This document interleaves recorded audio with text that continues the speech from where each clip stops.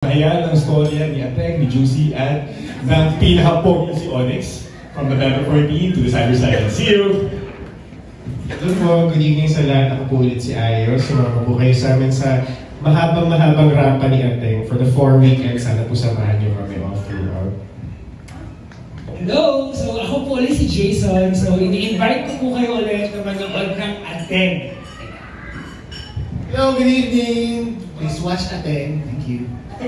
Yes, you don't wanna miss Ateng.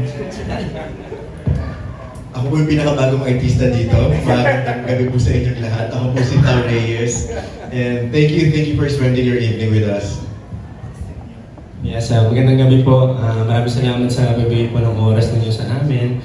Imbis na siyempre kasama yung pamilya nyo, nandito kayo para tulungan kami na ipakalat ng magandang balita na Ateng. Ayan. So, starting this November 14 hanggang December 7. Maraming salamat po.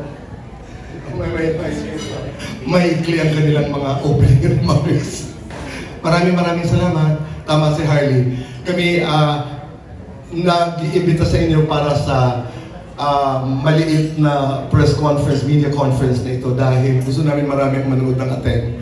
At gusto namin maraming bumili ng ticket at makaalam na ito yung nagaganap dahil mahal na mahal namin ang proyektong ito. Mahabang kwento pero at saka na natin pagkwentuhan. Pero maraming salamat for being here tonight. Thank you and alam namin maasahan namin ang aming mga kaibigan sa media sa lahat ng tulong na aming kakailanganin. Salamat. Yes, of course. Maraming salamat po muli mula po sa ating mga cast. At kayo po, let's open the floor sa mga questions po na inihanda ninyo. And I think kayo na po nagre-rehearse yung ating mga actors po, no? Kaya po, sino po ang mga unang gusto magtanong? I think si Sir June Daling daw po. Sila si Sir June Daling daw po. Yan. Hi, Kuya Boy. Yan. Sabi mo maliit na, hinanda nyo. Pero para sa amin parang laki for a boy abunda na suportahan yung ganitong play, di ba? Kuya Boy, syempre tanong na iba kagad, bakit? Ganda ng katanungan, bakit? Dahil dapat. Diyan ako magtatapos. Hindi, context. Matagal na namin napapag-usapan ito ni Vince. Ang Ateng ay isang one-act play na nanalo sa Palangka noong 2005. Written, of course, by the brilliant Vince De Jesus. 2018, nagkaroon ako ng pagkakataong mabasa yung script. I fell in love with the material. Tinawagan ko si Vince at sinabi kong, Vince, baka naman pwede natin gawin. I want to produce play. A little background, prior to that, I was producing Cinemalaya films. Kung maalala niyo, I produced Astig, nila Dennis Tirio. I produced Intoy Shokoy, ni James Guzman. I produced the last film of Mario O'Hara, ang paglilitis na Andres Bonifacio. I produced that. So, after a series of films, sabi ko, I want to go back to my core. Alam niyo lahat, magkasama tayo matagal na panahon. Ako yung nag-umpisa sa teatro. Ako yung pinanganak sa Metropolitan Theater. Nung ito'y nagbukas muli after it was ravaged by the war. So, nung pagtawag ko kay Vince, ang intention talaga ay I fell in love with the material. Nabasa ko, napakagandang play. So, nag-usap kami ni Vince at napasa akin yung material. Naghahanda na sana kami, hindi natuloy. Nag-COVID, hindi natuloy. Nakita kami ni Vince, sabi ko, ituloy pa rin natin. And then, a couple months ago, I called, may isa pa akong tawag, no? Kasi tuwing magkikita kami ni Vince, sinasabi ko, tuloy natin ang Ateng. If the question is why, wala akong ibang dahilan kundi I just loved the material I read some years back. Pagkatapos, is that you, Tessa? Bagong hair. Oo. Anyway, so a couple months ago, tawag na naman ako, sabi ko, Vince, gawin na natin. June, no? June, July, August, June. So, napakabilis ng panahon. And then, Vince came with Cheryl, who's one of the most efficient production girls I've met. And I have met a lot in my career.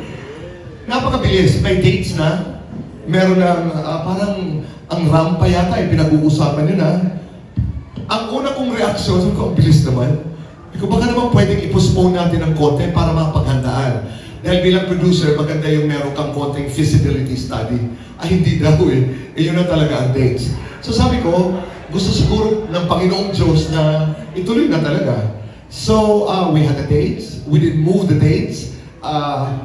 Thank you, Ren, for doing the play. Thank you to the members of the cast for being part of the cast. Ibig sabihin, nag-umpisa na. At wala na, there was no looking back. And tuloy na. Yun yung konteksto ng kwento kung bakit. Bakit? Because I love the material. Nothing sexual between me and Vince, but you know, I just love Ate.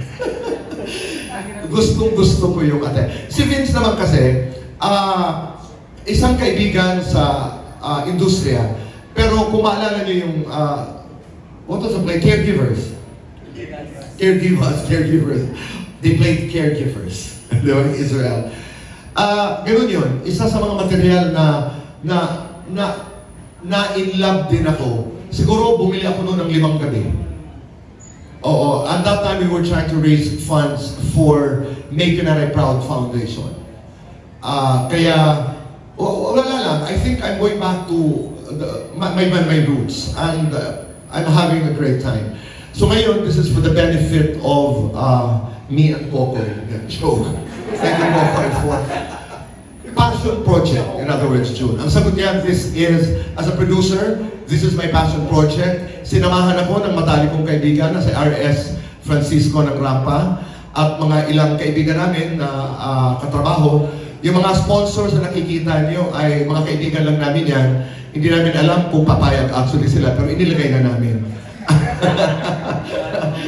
Yung Infinite Monkeys, kami din yun. Sila Carlos, actually, si Boyso naman, kahit ayaw niya, sinasali ko yun. So it's really us. This is a passion project and hindi namin kayo bibiguin. Sabi nga na rin sa akin kanina, you don't want to watch the rehearsal, ayoko. I want to surprise myself. I want to see the play. I want to see the play on Thursday, that's the press night. But you're invited to any night.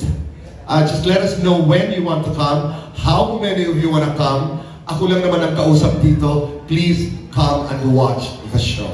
Maraming salamat. At sa cast din, sabihin nyo lang sa akin kung ilang cobs ang kailangan nyo. Maraming salamat. Yan, ang bongga ni Kuya Boy, no? Bakit lang talaga yung tanong mo? Ang haba. Kasi June, kanina may ikli, di ba? Ngayon hinabaan ko na. Para, no, I wasn't part of the first media con. Kaya ngayon, kailangan ilatag natin yung kwento. Yung love affair namin ni Vince. Kailangan malaman. Yeah, but knowing ni Kuya Boy, ang dami magsusupport definitely ng show mo, di ba? Maraming salamat talaga. Kailangan talaga namin ng mga manonood. Kailangan namin ng bumili ng tickets.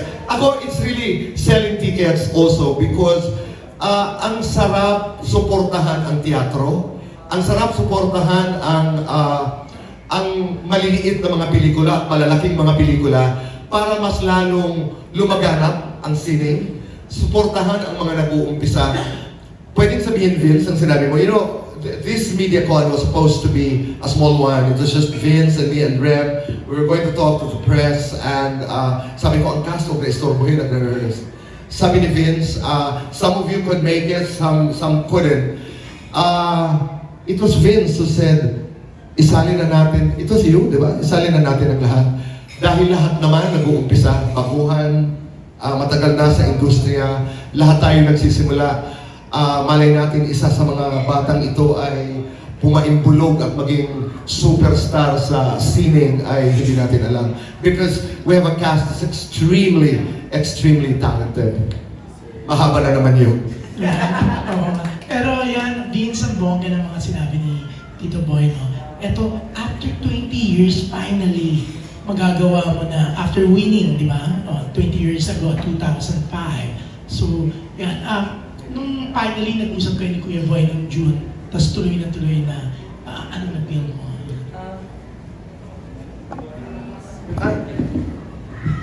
We first did this 2005 sa unang Virgin Lab Fest sa CCP, the first Virgin Lab Fest. So, tatlo lang kami noon. So, ilang years ng Virgin Lab Fest ngayon? 22 years. 23. So ito yung una, and after that, na-produce siya ng mga student companies na sa UP, mga and then ito yung after 20 years, produced ulit with me and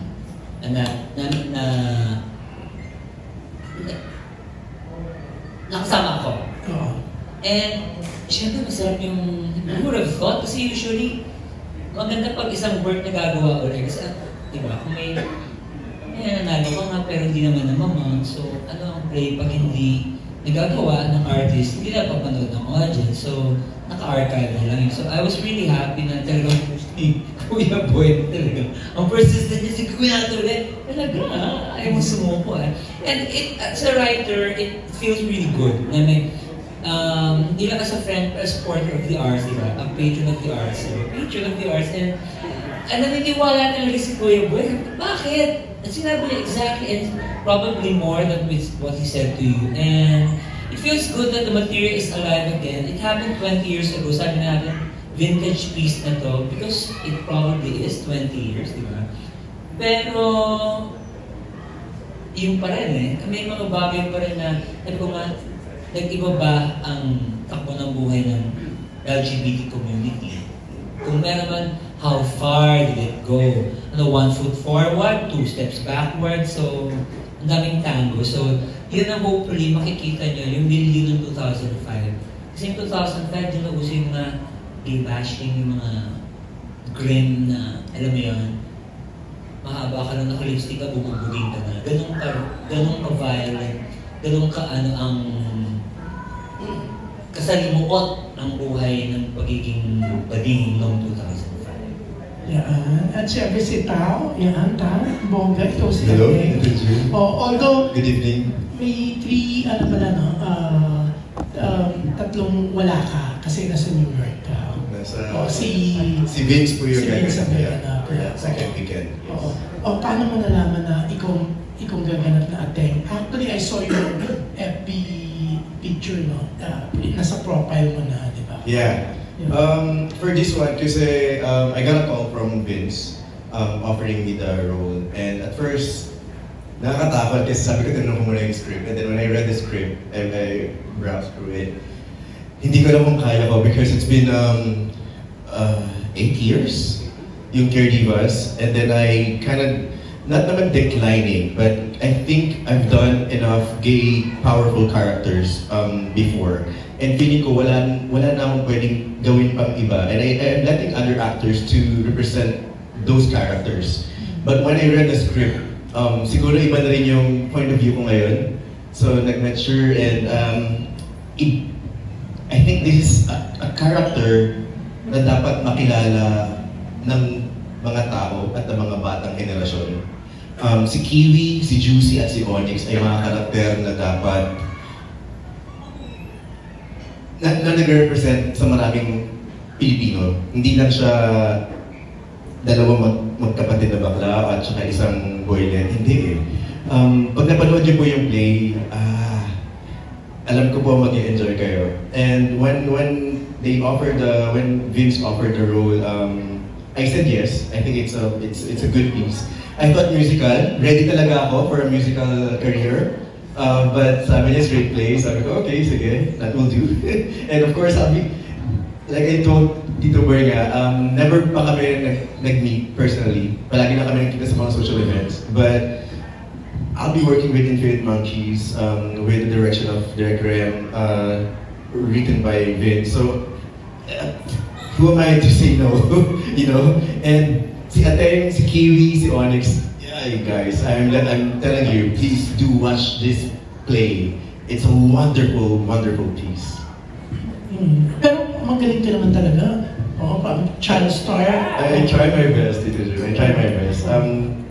Napalaki naman tayo ng Star Magic ng maayos with all the trainings, acting, singing, dancing. Ganun naman ako na-train ng ABS-CBN. And now that I'm freelance, I can work with any network and I'm trying my best to represent my generation of actors sa lahat ng napakatrabaho kong production. So this one, I'm really proud and honored to be part of. Yung mga friends ni Kuya Boy will support Ateng, no? Pag-sponsor. Ikaw, ang dami mong kaibigan mga sikat. They're supporting you, they're gonna watch, like Kaya, John Lloyd, mga barkada sila, sila Lupa, di ba? Hanggang ngayon magpe-friends pa kayo because of Betty La Pea, di ba? Yes. Nag-forward na ako ng yung poster namin sa mga friends. And I've been getting texts na they're asking for my show dates na. What I know pa lang, kasi sabi ko, surprise na lang ako, si Maha, will watch on the first day, on the 14th. And kaya sobrang kabado kasi ilang days na lang to, guys. But aside from that, we're really excited. And yes, I've been getting a lot of support from friends. How long siya tatakbo? November 14 until December 7. So there will be 4 weekends. Fridays, Saturdays, and Sundays of yung You're leaving for New York, di ba? Anong meron trabaho? No. I'll be leaving on the 21st to California lang po. It's a family friend's birthday. Kailangan lang po So not New York? New York will be on December. After the show. After the show. Okay. Yes. So ngayon, LA lang pala. Mali ang kwento ng source ko. But I'll be going to New York. Mali siya kasi New York pa kayo wala. I'll be going to New York after the show, after the series of shows. Yes. Pero yun nga, we're so happy for you. Kasi, thank you, Tito Jun. Ang tagal na kitang kilala, di ba? Thank you, guys. Si Kokoy, nung unang ginawa to, 7 years old ka na. Oo. Ngayon, kasama ka dito. You're 27. 27. Oo nga. Kaya nga, 2005, you're 7, di ba? 7. Kababata ako to. Yeah, so, anong role mo dito? May relasyon kayo ni ate? Gusto mo sinilin muna. Ako dito dyan si Onyx.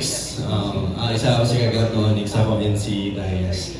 Ano ba ma-share ko? Well, abusadong jowa, o pututero. Marami tayong kilalang ganyan. Hanggang ngayon, meron pa rin ganyan pero sa ibang paraan na. Dati kasi mas harap-harapan, di ba? Yung panghot-hot, ganyan. Kasi may social media na, marami ng paraan para tutang ka ng tao. So, meron pa rin. May Gcash na. May Gcash na. Online transfer. Tingnan na lang natin kung saan nakabot yung kapal ng mukha, di ba? Ganyan si Onyx. So, iba si Onyx sa character mo sa Game Boy. Akala ko sa totoong buhay, malayo po. Malayo po. Malayo talaga. Kasi si Gabriel sa Game Boys, sa pagkakaalala ko, mabait naman siya, mapagmahal siya. Ito nga si Onyx, hindi ko maalala kung may pagmamahal ba siya sa kay Josie. Hindi ko masabi kasi basta ang gusto niya lang masunod yung layaw niya. Pero malayo dito Jun. Malayo siya kay Gabriel na ginampanan ko sa Game Boys. Sagat yung sandali. Yes, Kuya Boy. Tinanggihan ako dito. The first time I offered him the role. Totoo yan, magpakatotoo ka. Hindi totoo. After guesting sa Fast Talk, sinabi ko, I'm doing a play. Sabi ko, gawin mo, yung natatakot. Ang hiningi lang namin ni Vince, pinagtulungan namin ni Vince ito. Ang hinihingi lang namin ay, ako personal, ang sinabi ko, basahin mo lang yung material. Pag binasa mo at ayaw mo, hindi ka pipilitin. Pero ang una niyang reaksyon, ayaw. But also, I was coming from the assumption, akala ko nag-teatro na ito.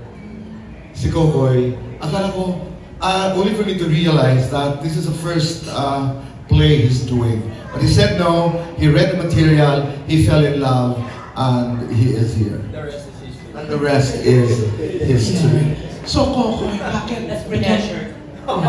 Pero, Kokoy, bakit bigyan mo tinanggap? Totoo yan, Tito John, nung nabasa ko yung script talaga, yung inabot sa akin pinaabot ni Tito Boy kay Miss Cecil sa Bubblegum. Meron kami taping ng Bubblegum noong Monday. Kabado ako nung natanggap ko yung script kasi hard copy, syempre, yung uso na ngayon, soft copy. Pero ako personally, gusto ko talaga hard copy simula noon kasi gusto ko yung naglulupi ako ng script. Gusto ko yung tinatantusan mo, ganyan. Pag sa soft copy kasi, ang ginagawa ko na lang, screenshot kung ano yung eksena for today, ganyan. Pero iba talaga pag hard copy. So nung na-receive ko yung script, naka-envelope pa siya, may pangalan, so ano ko mabasahin ito? Sa taping ako, gusto ko nang basahin para medyo maitawid ko na yung pakiramdam na kung hindi ko talaga kaya, sabihin ko kay Tito Boy kasi ayoko ipilit eh. Gusto ko mag-play pero ayoko ipilit kung sabi ko kay Tito Boy, baka masayang material kasi first time ko, ganyan. Pero nung binasa ko, parang after nung taping, message agad ako kay Tito Boy, as in yung nakita ko yung wakas. As in message agad ako kay Tito Boy na, Tito Boy, ang ganda. Sino ako dito? Sabi ko. Kasi wala ko idea. Pero nabasa mo yung character na... Nabasa ko po nagustuhan mo yung... Hindi mo pa alam na ikaw, pero nagustuhan mo yung character. Nagustuhan ko po lahat talaga. Naalala ko lang, nung binasa ko 3 yung characters. Maganda yung mismong script. Dito Boy, sino ako doon? Sabi ko kasi hindi ko talaga alam. Kasi kahit sino ibigay sa akin doon, parang game ako. Ganun ko nagustuhan yung script. Kala ko hindi mo kagad tinanggap. Tinanggap ka kasi natakot. Nung una sinabi po sa akin, parang nakailang beses ako dito Boy nag-fast talk.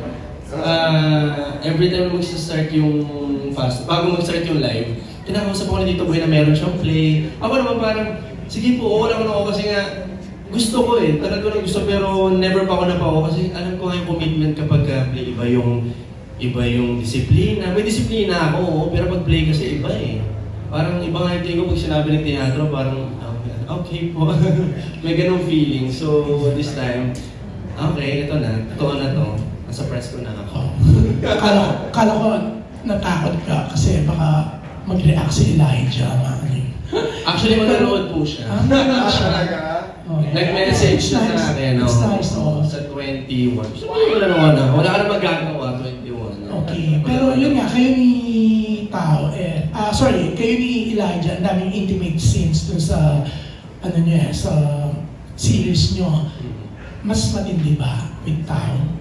With Tao? Yeah. Super intimate, bro. Sofer intimate. Abangan. Tatalbugan pa yung yung sa Tao. Tatalbugan pa natin Tao. Ibang intimacy. Iba eh. Opo, yun yung mas... Kahit doon sa Pac Boys, tatalbugan mo pa.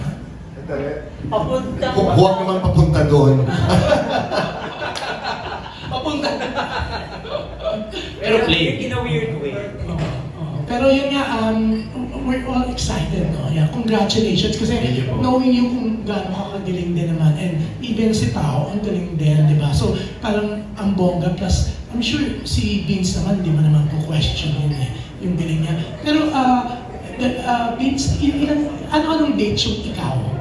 Yung 3 days? I'm doing 1 weekend of the 12 shows. I'm doing 3. It's the 3rd week, 21, 22, 23. So, dalawang matidays kami. Second week pa lang. Second week. So, first, 3rd, and 4th is Tao. Including 2 matidays. So, yung 21, second week. 21, 22, 23. Ikaw pala mapapanood ni Elijah. Hindi sa Tao. Parang sa Panginoon. Sabihan din kay Elijah, watch it twice. Bibilang ko na siya ng mga... para maging matuwa siya. Kasi I'm also good friends with Elijah, si Jello, so... Oy, pero congrats Kuya Boy, congrats, and we're sure this is going to be a big hit knowing you. Hindi, may dadagdag lang ako. Yes, hindi gusto ko sanay ito sila sa akin na nagsasabi ako ng buong kwento. You know, who was supposed to play the role also? It was Christian Bables. Okay. Christian read for the part. Tama ako rin? Christian read for the part. We were okay.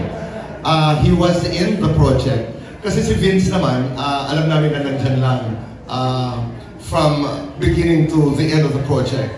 Nagka-problema lang kami kay Christian Bables because of his availability in terms of rehearsals. He could rehearse only so much na napag-usapan naman namin ni Christian ng maayos na hindi kakayanin yung apat na rehearsals yata para mabuo yung play. Pero kasi may narinig na ako eh. That's true. He came to read for the part and he was supposed to be part of the play. Vince came in, of course, very conveniently dahil hindi na kami naghanap. At kasi mahal si Vince, June. Mahal.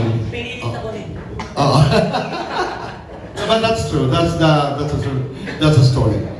Yeah. Okay, thank you Kuya Boy. Thank you. Okay, papasa ko na. Salamat. Si Bobby yata ko tatanong.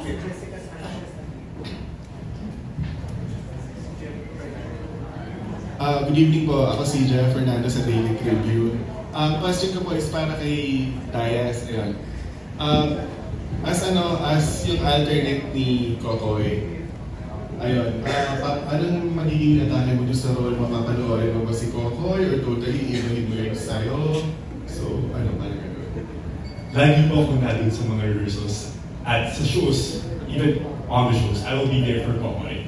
I'll be there to watch Kokoy, I'll be there to observe and learn. Because we all know yung capabilities ni Kokoy, magaling siya.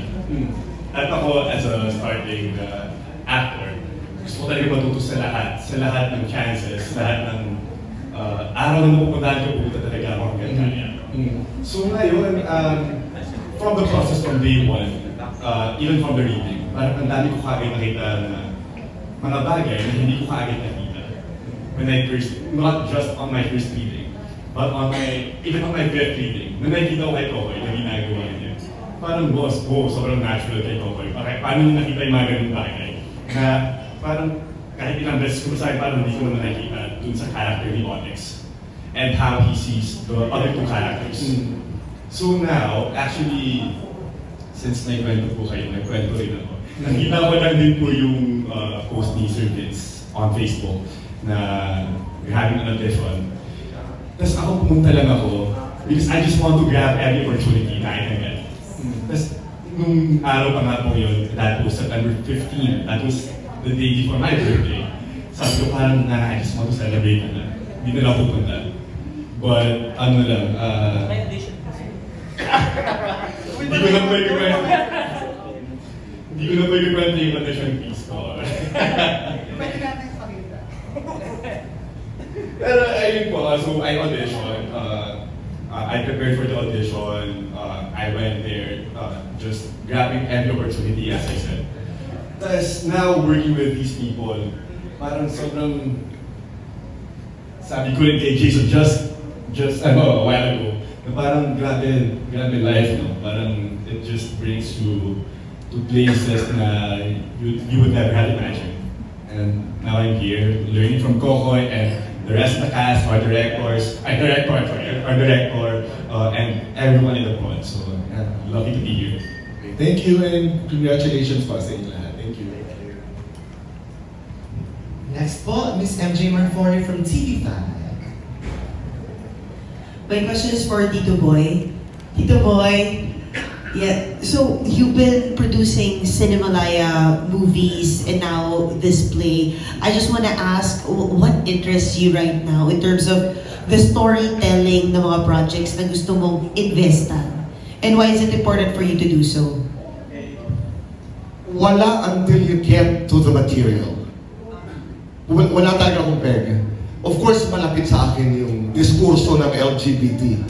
Katulad nito, halimbawa, nung nag-uusap kami ni Vince and without having to spoil the story, I like the interaction, I like the engagement, and I think we involve, hindi ko alam rin kung narinig mo ito, sabi ko kay Vince, kung meron ka mang pagbabago, because we didn't adapt. Ako mismo ang nakiusap kay Vince na sana, sabi ko, i-retain natin yung vibe, yung zeitgeist nung 2005 in the context of the LGBT discourse. Pero sabi ko sana, patayin mo yung Onyx. You know, it was in jest, but I meant it somehow. Hindi ko alam kung ba't ko nasabi. So, going back to your question, I don't know until I see a material. Pero merong isang klarong bagay ngayon, MJ. I wanna produce more plays. Kasi sabi ko lang kay Kokoy, hindi totoo. Sabi ko, Kokoy, hanap tayo ng material. Gawa pa tayo ng isa. Totoo. Bayad utang siguro dahil nagsimula ako at nagtrabaho ako sa teatro ng matagal na panahon. Ito'y mundong naging mabait sa akin. Dito ako nagsimula. Dito ako nagkapakpak. And ngayon lang, consciously, parang now that I am articulating what I feel, ito siguro yung pasasalamat na. Dahil Matagal akong nagwali sa backstage ng Metropolitan Theater. Matagal akong naging assistant stage manager. I've worked with the masters, and this is my way of saying thank you. Wow. How many plays do you plan to produce? Hindi ko alam hanggat kaya. Depende kay Vince kung anong susunod na material. Hindi, pero totoo, I mean it from the bottom of my heart. I really want to produce more plays this year. I want to produce more plays. So, kung ano yun, MJ, ikaw gusto mo gumawa? Alam mo? Hindi. But let's, I mean, this is also a time, I think, when we have to go beyond our spaces of comfort, of certainty. It's a time for us to go to the uncertain places. Uncertain, pero hindi naman uncertain dahil pamilya ako sa mundo ito. But it's exciting. It's exciting. Ang dami kong naalala, actually. I did when I was with the Metropolitan Theater. I remember I was an assistant stage manager to Nora's Doll's House. Nora, Henrik Ibsen's material, that's directed by Mel Chonglo, and that starred Charo Santos. Naalala ko ito. And of course, I did the Josephine Brackens of Tony Mabs. From Irma to Charmaine, to Betty May Picho. Kung hindi ako nagkakamali. Lahat yan, tatlong yan. No, Dalugdulaan ni Tony Mabs sa Metropolitan Theater. I was an assistant stage manager during those times. My exposure to the classics, I was a fledgling assistant stage manager when I did Trojan Women. Ina Angie Ferro, with the great Luis Gillian. Amy Marcos played Andromache. Alam mo yung gano'n? Maraming nagbabalik. Teatro ang punot-dulo ng kwento ko. This is my way of saying thank you. Thank you. Thank you.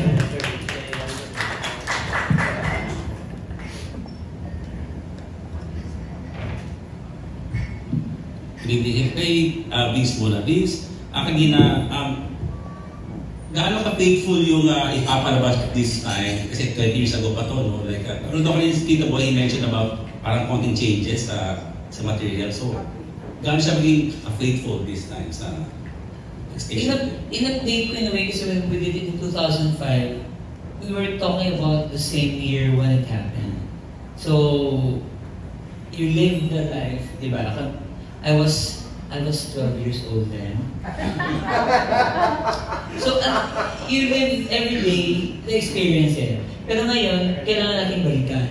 So, mas nagbigay ako ng clues na ito ang 2005 then. So, naglagay kami ng ibang device. So, you'll see it when you see it. Pero, mas naging conscious ka din na this was how it was 20 years ago. For us kasi, parang nangyari lang kahapon, but for them, he was 7 years. Diba? I mean, they were kids. Right. It's a lifetime for them, but for us, it was just, yeah, parang nangyari lang kahapon. So, we have to connect with the younger generation. Not to make them, parang, ano yan. Parang to get the whole picture of what life is all about. Not just LGBT, how male, kasi hindi niya alam yung lalaki is also a victim of the society. I mean, we're all a product of our time, of our society. How do you survive that? And how do you cope? And, diba, minsan pag wala ka talagang kakapitan, nagiging corrupt ka. So, anong level ng corruption? Katawan, spirit, pera. Sabi nga, diba, okay na naman ang katawan, maligo ka lang, mawawala na yung. Pero for some people, diba? So, this is a society they live in, and that is, they are a product of that society. At kung sino-sino yung pare-pareho silang hindi mayayaman, pero may hierarchy pa rin. Diba? Nagpapataasan sila, mas mataas ko sa'yo, pero... It's your power. Oo. It's a power struggle. Baling ba mas mataas? Dahil siya may konting pera? O yung lalaki ba kasi ang currency niya ay good looks? Diba? So, sino yung mas may currency? Sino yung mas... And you will find out kung sino bang nanalo sa labanan sa estado na ito. I would just like to ask Rem. Rem, how are you attacking this material? I haven't seen a rehearsal. I have not. Deliberately. I literally attached part of my vision sa sinabi ni Tito Boy na when he posed the question, how much has changed since then? And then I had no idea about your conversation about changing, adapting, no? But I also felt the same. I said, no, let's keep it as faithful to the original as possible.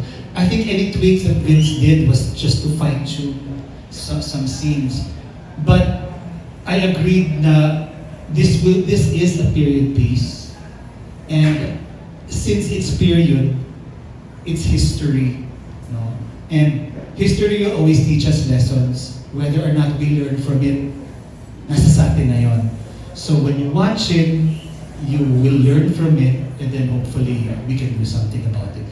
But that was more or less the attack. But it's also, when you read it on the surface, it's nakakatawa siya. Nakakatawa siya. But hindi namin, our approach is not, we're not leaning into the comedy. The comedy happens, and because it's so grounded in truth. And whether or not natawa ka dun sa kalagayan nila, that says something also about us as individuals. No? Yeah, so there. Another question, Robert. I just wanted to ask, Juicy is a role that's that if you don't watch yourself, you can overdo it, or you can underplay it. It can be caricaturish. I mean, you'll find out when you watch the play. How are you managing it? Yes, so tama po yung sinabi ni Derek. Yung character na Juicy, marami siyang pagkakataon to play na maging more on comedy, yung delivery ng mga lines is napaka-witty nung pagkakasulat talaga ni Kuya Vince. Pero ang hinahanap din talaga, sabi ni Direk Rem, ay yung truthfulness nung character mismo, na hindi siya dapat ginajudge, dapat naiintindihan siya.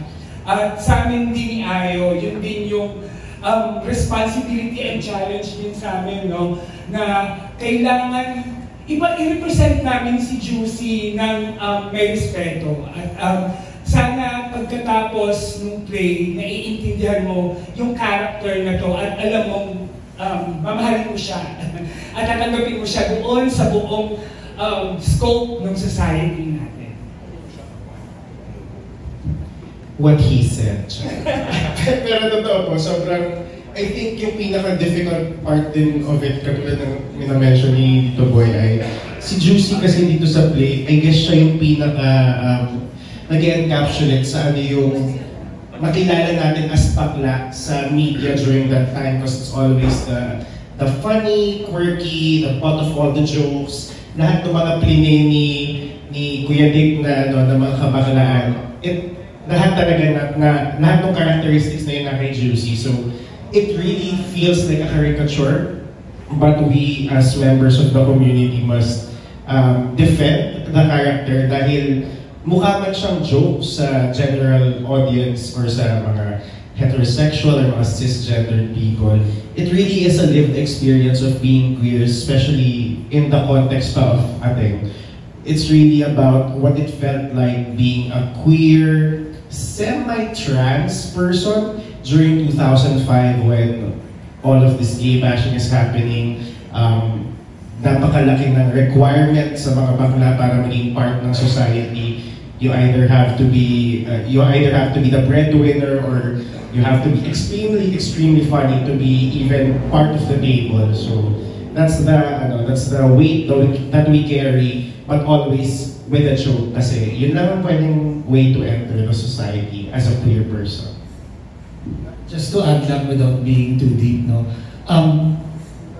Each character kasi dito they have something to lose, and they're trying not to lose it. So, as long as maalala na what's at stake, then they will not be caricatures. May pinaglalaban talaga sila. Okay, Tito Boy, kanina you mentioned about doing a feasibility study for this project, ano? So, kumusta na po ang state ng theater scene sa Philippines? And second, being a producer for this project, ano ang expectations ninyo? Hindi na ako masyado pamilyar ngayon. Itong pagbabalik ko bilang sa teatro as a producer is something new.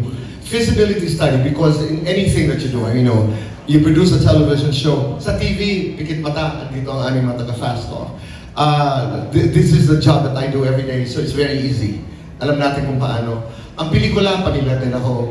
Ang play ngayon, naninibago ako, but I'm learning. Cheryl, our production manager, I think is executive producer, is one of the most efficient girls I've worked with. Natural, gusto mong kahit paano bumalik ang investment mo. Pero dito, hindi ako maasa. Dahil wala kami masyadong oras, wala kami masyadong... Ito ang totoo. Pero gusto ko mapuno. Gusto ko mapuno ang teatro, ang rampa. Gusto ko mapuno ang rampa gabi-gabi. Kasi, malay mo, sabi nga ni Vince, repeat performances kami sa 2026. I really I'm looking forward to doing more performances. Pero I like the line of Ren. Lahat naman kami dito may, Diyos ko, magkano mga talent fees dito? No, really. May pagbabago ba nung panahon ko sa teatro at ang teatro ngayon? Hindi rin masyado. And that's not very good. Kasi nagiging excuse parati na lamang. I used to market, I used to promote. Sabi ko kay Harley, I left the Metropolitan Theater as director for marketing and public relations. Ganun pa rin, yung nagiging excuse, teatro naman ito, kaya maliit ang bayan. Pangarap ko, pagdating ng araw, sana'y teatro, pelikula, telebisyon, tama ang bayan sa artista. Sana dumating yung panahon na hindi na masyadong, ito yung mga ilusyon lamang, no? Na hindi na masyadong nag-hard sell kami, na maganda ang palabas, panoorin. Pero at this point, kaya kong lumaban. Kung kinakailangan mamigay ako ng ticket para mapuno lamang, gagawin ko yun. Dahil realistic ako. Pero hindi ako talo dito dahil walang presyo ang kaligayahan na naidudulot dito sa akin. Thank you so much.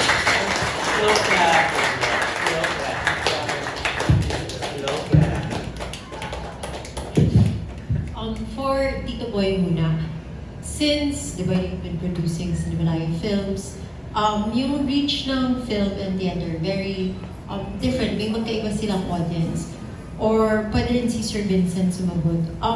With Ateng, na babalik siya on stage, ano yung klaseng reach gusto niyong makuha nito?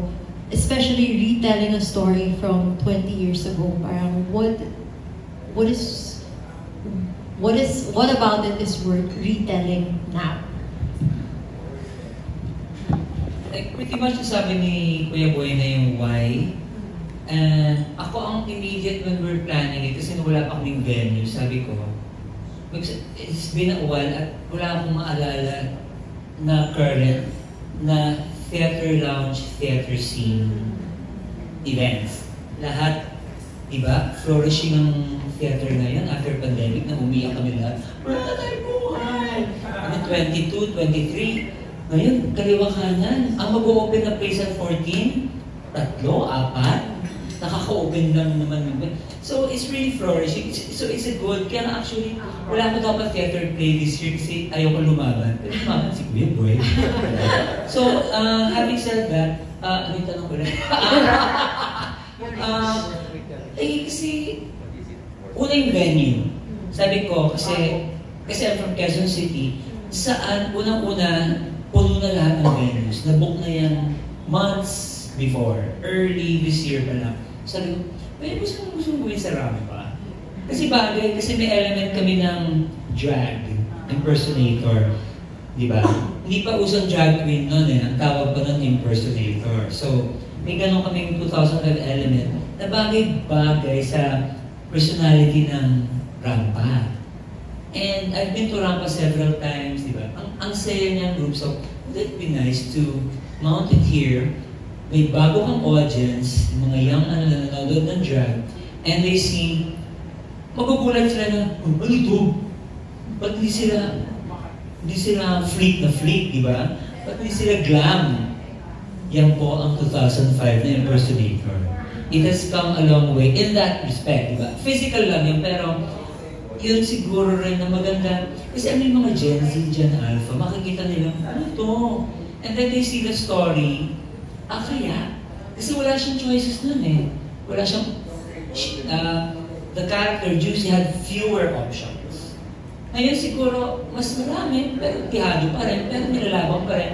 Pero that time, wala talaga. I remember, I was, yung first director nito, si Canoble, was living in Mayon, Quezon City.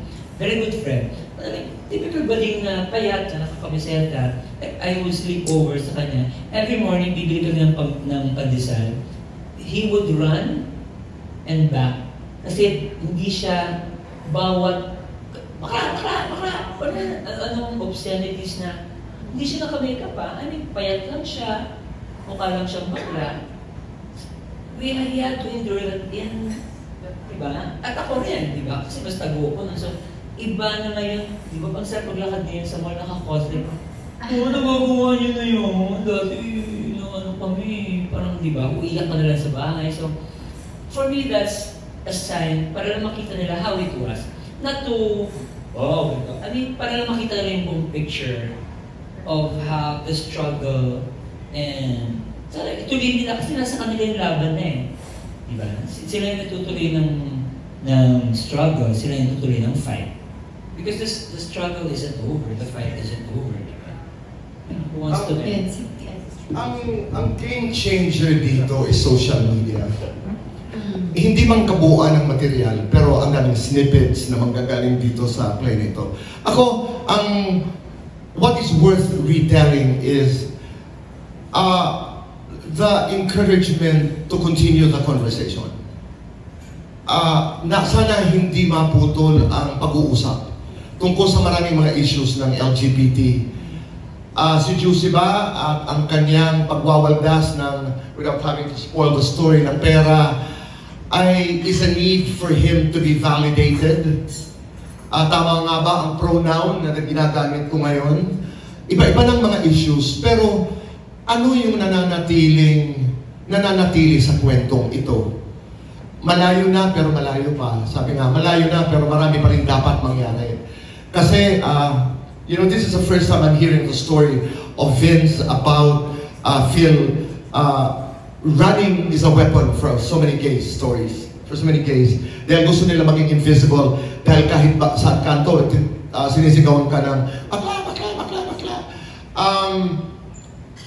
Nasaan ang LGBT community noong 2005 at nasaan ngayon? Ang sarap pag-usapan and continue the conversation. The transactional relationship of many gays and men. Ngayon, mas bukas na yung, a gay man pala can fall in love with a gay man. Or a transgendered woman can be a lesbian woman who can fall in love with a woman. Medyo ibang mga layers na yun. I do not mean to confuse this whole discourse. Ang akin lamang ay any conversation about LGBT people leads to a better understanding. So, sino ba si Kiwi? Ano ba ang dynamics nilang magkapatid? Ni Juicy, halimbawa. Bakit nagagalit siya sa pag-uugali ng kanyang kapatid? What is it that we don't know about Juicy? Na pati pambayad ng elektrisidad ay gagastusin dahil gusto kong bumili ng kaligayahan. I am not even sure if it's about buying a little piece of happiness. So, nabago na ba yun? Nabago na ba yun? Saan napunta yung diskursong yun? How relevant is it today? Kasi importante lalo na sa mga batang LGBTs is to embrace a sense of history by knowing not the whole story, but snippets of the stories of the past. And to me, Ateng represents a big part of that. Na parang meron ding epiphanies along the way na, ganun pala sila noong 2005.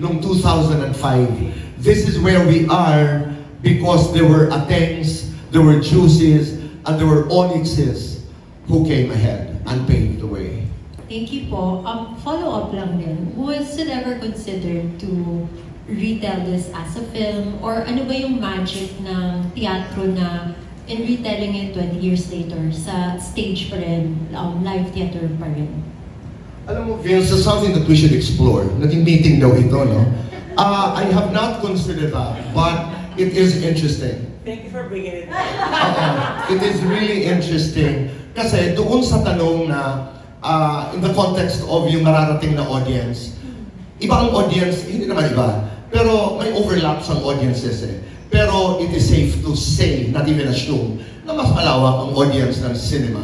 Pero, oo. Pero malay natin, like, that happened I think to your changing partners na nagsimula sa entablado and to so many other materials in Broadway. For example, ang daming nag-umpisa sa entablado, naging pelikula, so who knows? Oo, depende kung gaano kamahal si Vince. Thank you, thank you. Kuya Boy, I just buuin lang sana natin yung kwento mo about why you are so happy to be producing this. As you said, it's your way of giving back to, you know, where you started, not to theater. I just wanted to ask, marami naman po tayong mga kasamahan in the industry na nag-overlap. I mean, see, like Vince does movies also. I mean, Kokoy is here now. But what is the difference for you when you are in the environment of theater people compared to sa atin sa showbiz na matagal mong kasama ngayon? Dati napakaklaro sa akin yun, na parang sa teatro kasi masyadong malaya kami noon dahil walang mga pera. We would rehearse for 3 months, ang bayad sa amin ay 50 pesos per performance. To the point that we didn't realize that we were dramatizing the penurious life of theater na hindi rin nakakaganda. May sariling mundo ang teatro. It takes a lot, tama si Kokoy, iba ang disiplina, iba.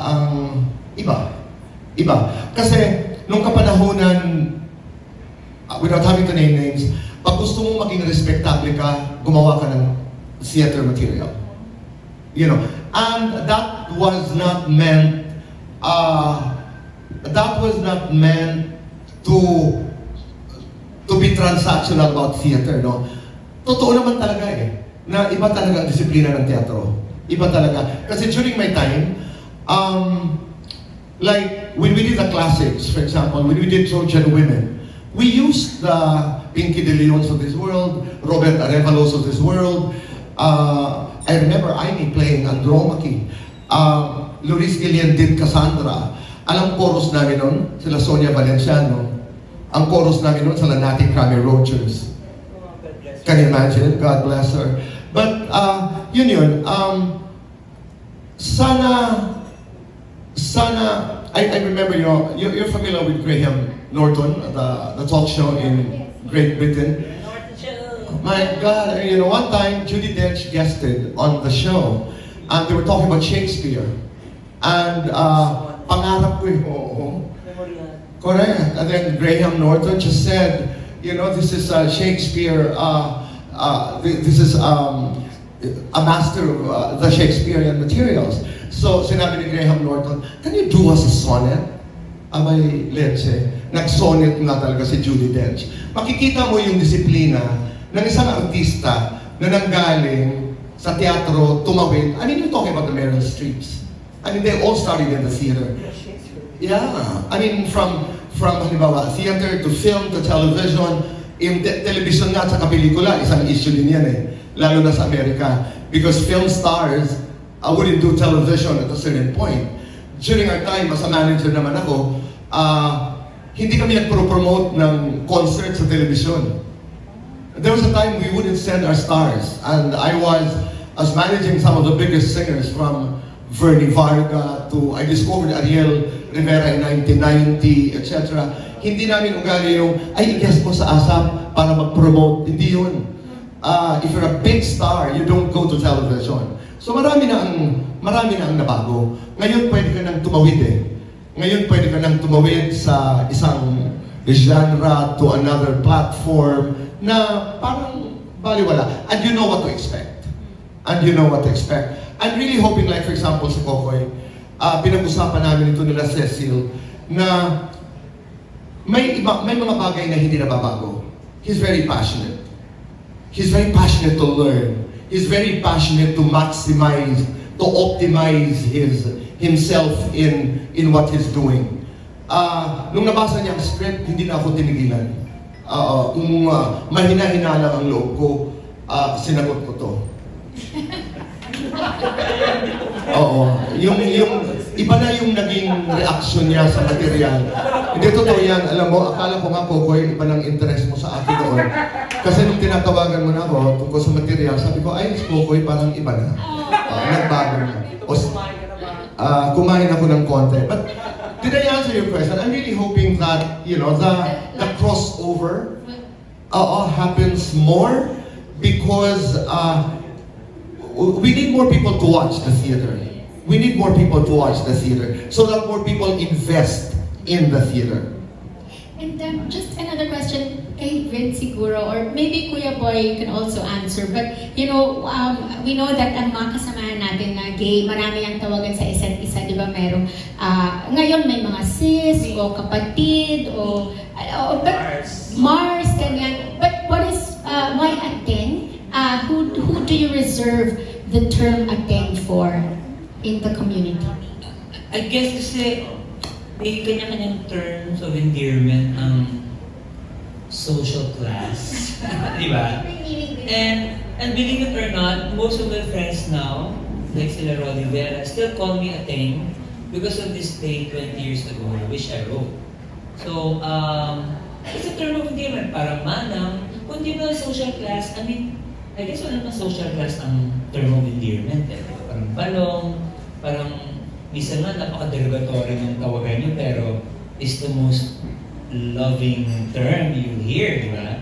So I guess, ako as a writer, nakita ko, kung ganitong milieu, ano yung, hindi pa kasi usong sis noon, ang Mars, hindi pa. Either manang, kung yung po, kasi kami yung ateng, sila yung ineng, sila yung bunso, tapos sila yung lover. So, yung pinag-aawayan namin ay yung lover niya. So, ateng, ineng, jowa. So, the most logical is, ang manang naman, Ilocano ko, ayoko nang tawagin ng manang. Parang mas maganda yung ateng sa t-shirt. Yes, it's a term of endearment. And at that time, I remember, uso-uso yun. Yung ateng, teng. Tapos naging teng. May naging TV show ko sa GMA nun, yung, di ba, with Christian and Andrea. Pangalan ko, wala akong proper na te, anong pangalan? Te. Script ko te. So, it's sweet eh. It's not intimidating, very warm. There's respect also. Ate na binakla. Di ba? So, Kuya Boy, have you seniority. reserved ateng for a certain friend? Meron ka bang ateng na yung tawag mo talaga ay ateng? Oo, wala naman. Ikaw ba ang ateng? Kanya-kanyang preference. Ito na may ibang diskurso ito. Ayoko lang ng tinatawag na bakla. Huwag lang yun. Oo. May mga iba, yung sinasabi nga ni Vince, minsan it's pejorative pakinggan. I was a spokesperson for the United Nations Population Fund. We encourage people to call people by their names. Yun lang naman. But I'm not going to impose that. Kasi minsan it's fondly used. Bakla, halika na, uwi na tayo. Maririnig mo pa yan sa mga magulang, may mga nanay, tatay. Bakla, paabot na ng t-shirt ng tatay mo. It's fondly said. But andun ako sa, I'd like to encourage people to call people by the name. Ateng is respectful. It's, para sa akin, somebody na may senior na konti. That's our problem. Pero may mga tao naman na okay lang sa kanila na bakla. So I really respect, I don't impose that. It's a preference. Na tawagin mo lang, It's interesting din, Kuya Boy, na isa pang topic. No, at a time kasi na ang ipinaglalaban natin isang katarantaduhang ekwalidad na para bagang hindi namin pag-aari by birthright. Iba na yun. Thank you. Si nurse naman po. Hello, nurse po from Jenny. Dito ba na lang po muna? Ano po yung, kailan po kung bakit sila sa akin nagtatanong ng ganito. Kasi nilang nila ako nakita. Kailan po kayo na nakuha yung attention ni Kokoy? Kaya gusto niyo siya na siya yung pumanap dito? Sasabihin ko na ba? Pero alam niyo, ito naman yung napapagkwentuhan lamang. Tessa, for example, edits now the entertainment page of still the Manila Times, right? Alam mo, Tessa, when I was doing PR for the Metropolitan Theater, I did PR for a lot of CCTV plays. Manila Times entertainment editor during the time was Chip Makapagalpa. Yeah, I was under Chip. You were with Chip, no? Oh, during the time. Yung mga, can you imagine? Kokoy, I did an interview. Si Percy Intalan at si June Lana, they were your original managers, no, and producers. Na mga kaibigan din natin. Percy used to be with GMA7. June Lana did,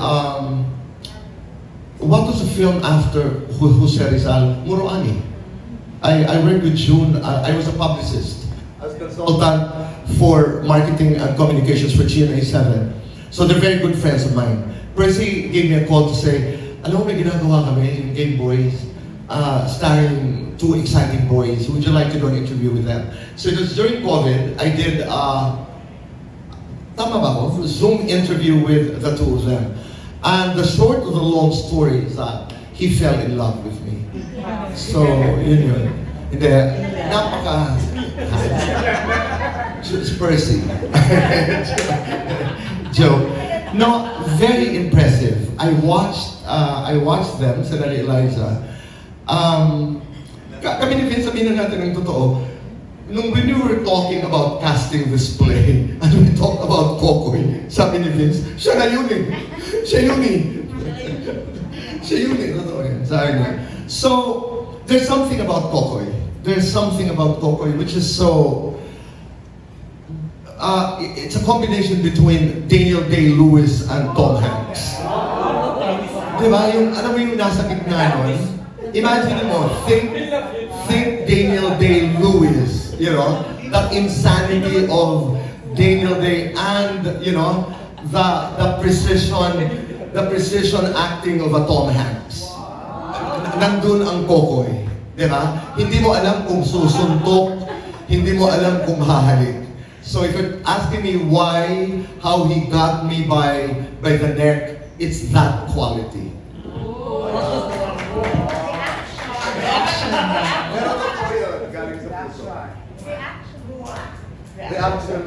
Pinawisan yung ilong mo ko.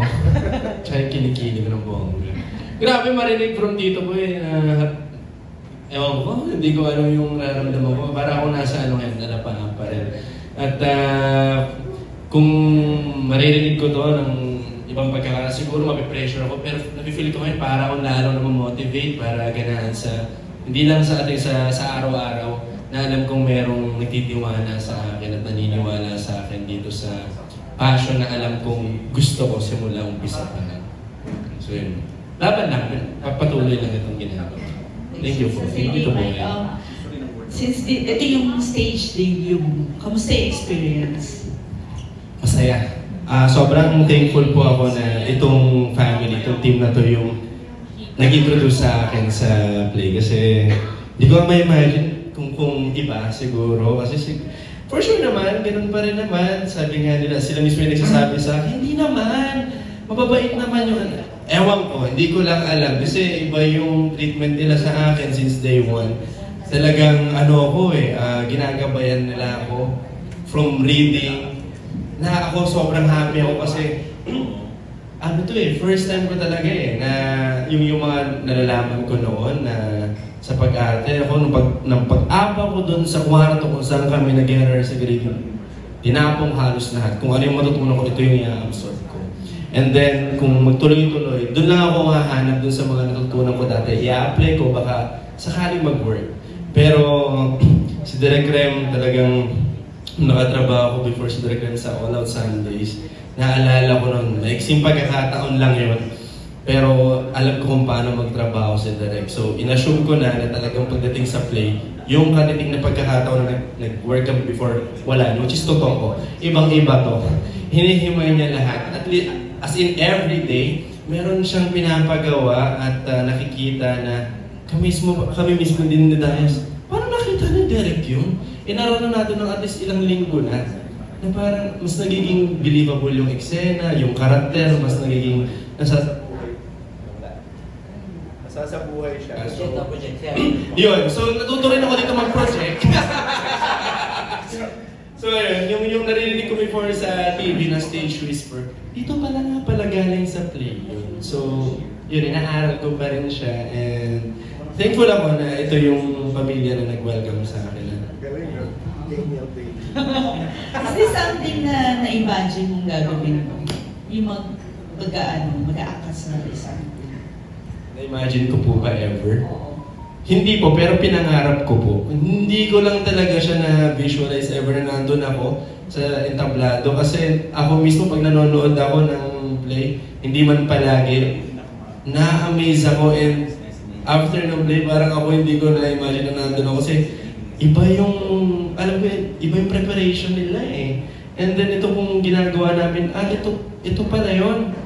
Ang saya pala. Kasi na-excite niya ako. Sinabi ko rin ito kila Vince, kila Tito Boy na every time na may rehearsal, tapos late yung call, 8 p.m., 7 p.m., parang natatagalan ako sa oras kasi na-excite akong pumunta sa rehearsal. And lastly, gano'n ka naka-ready sa opening? We'll be right back. Gano'n ba ako ka-ready? Hindi ko masabing ready kasi mas excited ako. Mas yun po ako. So, hindi ko, never natin masasabi na ready tayo hanggang nandun na ako sa pagkakataon na yun eh. Kasi hanggang ngayon, kinakabahan pa rin ako. What more sa araw na yun. Pero masasabi ko lang po, looking forward na ako na magsimula na ito. Thank you. Pero may sasabihin lang ako bago ang tanong. Tapos, pero Sao, I'd like to take this opportunity to say thank you. Sa tinagal-tagal nitong bata talaga, bata nito. Sa ABS, ngayon lang kami nagkasalubong. I mean, imagine how long I worked for ABS-CBN and I'm meeting Sao for the first time in a project. So, this must mean something. Kaya maraming salamat talaga. Diba? It's exciting. Go ahead. Alan. Okay, kay Vince, may tanong lang po ako. Parang going back lang nung sinusulat niyo yung ate. Kwento lang po yung inspiration in that time. Parang anong struggles po ba ng LGBTQ community yung gusto nyo i-explore or ipakita nung sinusulat na po? That time kasi, 2005, I'm still a part of the Writer's Block Collective na sila nagsimula ng Virgin Love Fest. Sinimulan to ni the late Rene Villanueva and Charlie De La Paz. Tapos sila ni Rivera, and then sila Pichay, sila Yata Bukoy, diba? Theater playwrights na nag-dabble din sa film and television. And that time kasi si Rene Villanueva, nagpo-workshop siya ng news clipping na magiging parang jump off mo na from the clip, gumawa ka ng backstory, i-fictionalize mo. And he wrote Matawag that time, parang may binasa ka na family, na ganyan, iluban, at napalabas yun sa PETA. Because I was part of PETA then.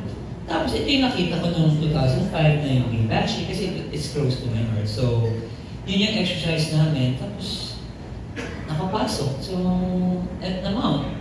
Tsaka, maganda rin kasi nag-meeting yung writer's block sa bahay ko noon every Sunday. So, meron akong ganong privilege. And it was an experience that we were trained by Rene and some of the best. Yeah, we're the best, diba? I mean, how fortunate one can be. And at the same time, parang ngayon, at the same time, itong cast na we have two sets, no? You have two actors from UP, you have one from PETA, and you have who's done theater, television, film, and everything. And then you have a film, television, singer.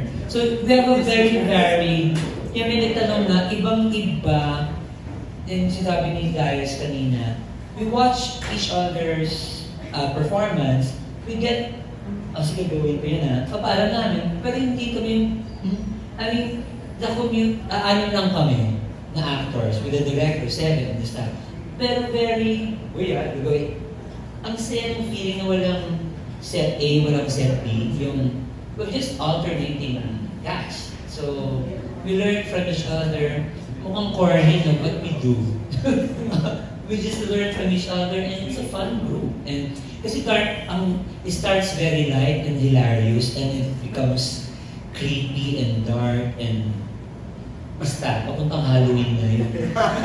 Pero, but the fun thing is, di mo lang kung tatawa ka o... So it's a fun experience for everyone. So, and I thank Mr. Abunda for this opportunity. Pero without spoiling anything, pero ano po yung mga issues or parang struggles na highlighted dito sa... Basically, power struggle. Our director Rem put it very well na parang si Juicy wants to represent yung whole... Yeah, lahat sila may gusto. No? Si Kimi gusto umangat pero nahihila siya ni Juicy. Si Juicy naman it's dahil because of their relationships nag-aaway ang magkapatid dahil sa isang onyx na hindi nakikita ng mas batang kapatid na ginagamit lang siya. So, within the magkakapatid, may power struggle. Pero meron din power tong si Boy kasi hawak na sa kamay si Jowa, di ba? So, lahat yan. It's about relationships and how they want power to get out of marami. Poverty, opportunity, di ba? Class, marami. So, yun yan. Tsaka may element ng, sino bang pop star ang ina-idolize mo? Kasi baka ini-influence niya ang desisyon mo. Di ba, Taylor? May ganun ding, marami siyang layers, pero when you see it, you just watch it and, di ba? It's hilarious and dark. Pag Halloween nga. And for the actors naman, anong parang mga reflections niyo about their character, about their audience, about Kevin? Adorno.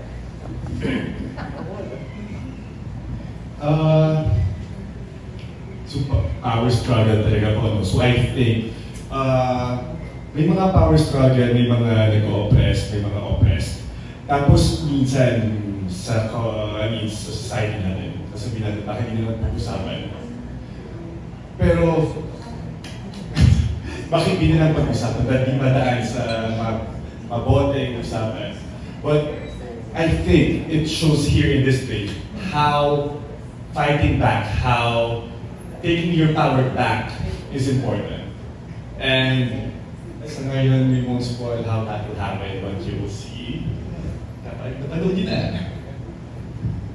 Ako siguro what I'm really taking away from Ateng as a production is it's really all about love and different kinds of love. Love that protects, love that is pure, love that dreams, and then there's also a version of love that corrupts and it's corrupted, so it's used to to take from other people. And then I think that's what kasi throughout all our rehearsals, parang this week lang kami nagkaroon ng audience aside from sa aming pito.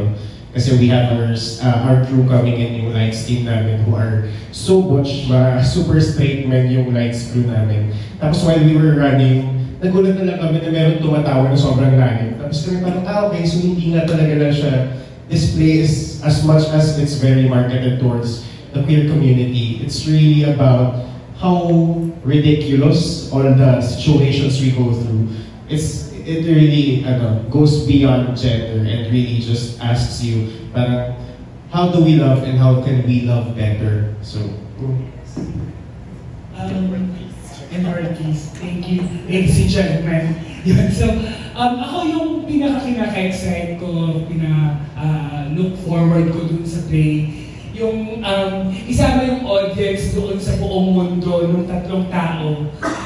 It's a piece of life eh. So, once na makita nila yung ganong klaseng perspective ng iba't ibang pinaglalaban ng mga characters na yun, doon nabubuo yung understanding and due respect doon sa ng bawat isa. So, yun. Excited po kami ipakita yun sa inyo na. So, yun. Alam niyo po yung mga tsuhin yung bading. Siguro 80% ng mga Pinoy may ganun tayo. Ito po yun. Ito yung dahilan kung bakit sila mapagmahal. Bakit nila tayo inaalagaan mga pamangkin nila. Bakit ganun yung para silang pangalawang magulang natin. Si Kiwi po, nire-represent niya po yung mga tsuhin natin ganito. And I hope hindi lang kayo matakot, matawa, pero may for sure, paglabas niyo po ng rampa, may understanding nga tayo makukuha. Kaya isang beses ka natanong kung bakit, hindi ba marami na masyadong ganitong material, but I think kailangan pa ng marami pa just to make it normal. Kasi, like, sinabi sa amin ni Direk Rem, darating na yung panahon, sana dumating yung panahon na hindi na siya about LGBT love. No, it's just a love story. Kasi normal na. Palagi na tayong nakakita ng ganito. Hindi na siya parang taboo. Hindi na tayo surprise. Hindi siya controversial. Controversial na siya in the sense na ganun yung naging complication ng relasyon. Pero gender aside, normal na siya. So yeah, yun po yung sa akin. Thank you. Napaisip ako kung may dito akong ganun eh. Pero wala naman siya. Wala. Ako, takeaway ko sa role ko. Ayaw ko maging katulad siguro ni Onyx, pero sa totoo lang siya yung abuser. Pero biktima rin siya. Biktima rin siya, well. At siguro ganda na lang muna kasi masyado ko na rin masaspoil. Gusto ko sana ikwento rin kaso mas nakaka-excite kung mapapanood niyo siya in person. So, ayun. Pero ano na lang ako, since you've been part of different projects na rin centered sa LGBTQ stories, so having played those, may mga natutunan ka ba? Paano nagbago yung perspective about the community? May natutunan po ba ako? Malaking ano siya, bagay sa akin at mas pinalawak niya yung kaalaman ko, yung respeto ko at yung pagtrato ko na talagang pare-pareho lang din naman lahat eh, di ba? At siguro ano rin yun, naging way din sa akin yun para mas maging sensitive enough sa mga kaibigan, kapatid natin sa komunidad. At ako mismo, may kapamilya ako na member ng community. And marami akong aral na binaon noon pa na hanggang ngayon dala-dala ko pa rin. Kasi nga, love is love eh, di ba? Kumbaga, ang ganda ano sinabi ni Tao na sa future wala nang, kumbaga, yung sinasabi nga na ito na yung ginawa ko before yung Game Boys, lahat ng love story lang tawag natin sa mga ganyan. So, marami. Thank you. Ending na. Curious lang ako, kay Vince, nakaka-relate ka ba sa sinulat mo about transactional lang?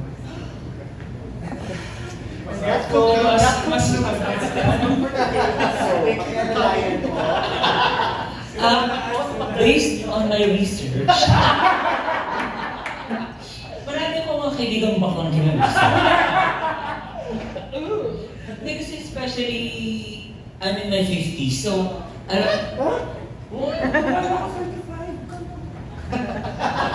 kausap ko. Ganun talaga noong, di ba, recently may magandang interviews na tanggapin nyo lang kung ano kayo, ganyan talaga, magbabayad ka para sa affection. At ganun yung pinalakihan namin na 80s, di ba? High school, 80s ako, college, di ba? Ganun talaga ang kalakaran. At kung meron pa rin, I mean, I will not blame them because, kung gano'n ang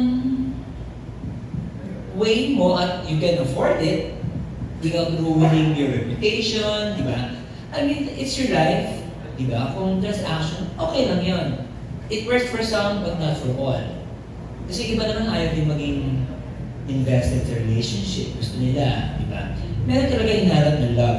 Dito nakikita yung, without spoiling anything, dito tinitest, parang ito yung master, in a way parang nagtuturo yung matanda, si Aten, si Ju, si Kiwi, sa younger niya na, ito ang buhay ko noon, sana matuto ka. Anong ginagawa mo ngayon? Hindi porket bakla tayo, dyan na lang tayo. So yun yung, ito yung tinakayan ko, huwag mo nang gagawin. So basically, in a nutshell, parang cautionary. Oo, cautionary tale. Don't live, I've learned from my mistakes. So na naman ikaw. But of course, kahit magkapatid kayo, meron siyang sariling decision. And then, dun yung struggle. Dun yung struggle nila. Parang kapatid, you want to teach your sibling a lesson kasi parang hindi niyo magkamali. But, sariling decision ng kapatid dadalawa lang sila. Pero pa silang badin. Di ba? Sabi nga, mami ko parang, black sheep na dalawa. So, black sheep, blacker sheep. Yun yung joke noon. So, Mr. Tans acting, ganun talaga whatever you choose, whatever makes you happy, is your decision. If you can afford it, if it really makes you happy, at hindi nauubos yung kandila mo because you can afford it. And wala kang regrets, di ba? Ang tanong, can you relate? Can you relate? Hindi nga sinagot. Nasa traba. Nasagot ba? Gusto ko lang sample kasi. How long do we have? Based on my research. Based on my research, based on your personal experience. Yeah, I mean, everyone when we're young, we've tried it. Oh. Diba? So, oo. Paano ba maging mark safe from that kind of...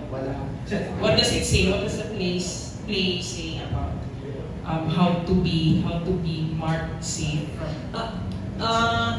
Like most of my plays, I don't offer a solution. I just, ito yung reality. Usually open-ended yung mga it's up to you. Sometimes it's obvious. Sometimes win-lose, lose-win, win-win, lose-lose, stalemate, di ba? So it's up to you. Ano yung next thing ito? Kasi pwede mo ituloy So it's up to you. Ano yung decision nila? So, which is better for me because I don't want to be a brochure na it involves the program, it will be leading to the imagination of the audience. Baka may share To answer his non-answer. There's a line in the play without giving away too much. The play will give you clues as to kung anong pinaglalaban. May line si Kiwis kay Juicy, sabi niya, konting digdigan naman, Juicy. Konti lang. That note, Sir Boy, gusto mo na. We want to hear you. Ipagtatanggol ko yun. Demonizing transactional relationships has gone overboard. I mean, ano ba naman ang isang relasyon na walang transaksyon? Naliligaw ka sa isang babae dahil maganda. Oo, you get something out of a relationship. Na-highlight lang ito because money comes into the picture. Pero kahit in our cultural history, ligawan mo ang anak na yan dahil maraming lupain. That's a transaction. You know, ligawan mo yan dahil, asagutin mo yan dahil doktor. Ayan, binigyan ka. There is a transaction. And this is not making excuses about, even if you talk about transformative leadership, I mean, there is such a thing as transactional leadership. May nakukuha ka dahil may binibigay ka. Oo, masyadong sacred yung klase ng pagmamahal na wala kang nakukuhang kapalit. Oh, that's in your defense. Because ako, I can't relate.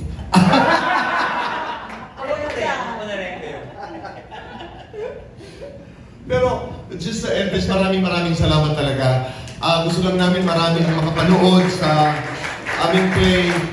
That starts this coming Friday, November 13 until December 7. at sana magkaroon kami ng maraming restaging ng Aten.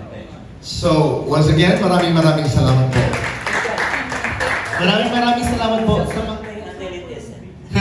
sa mga nice po mag-take ng photos, pwede po tayo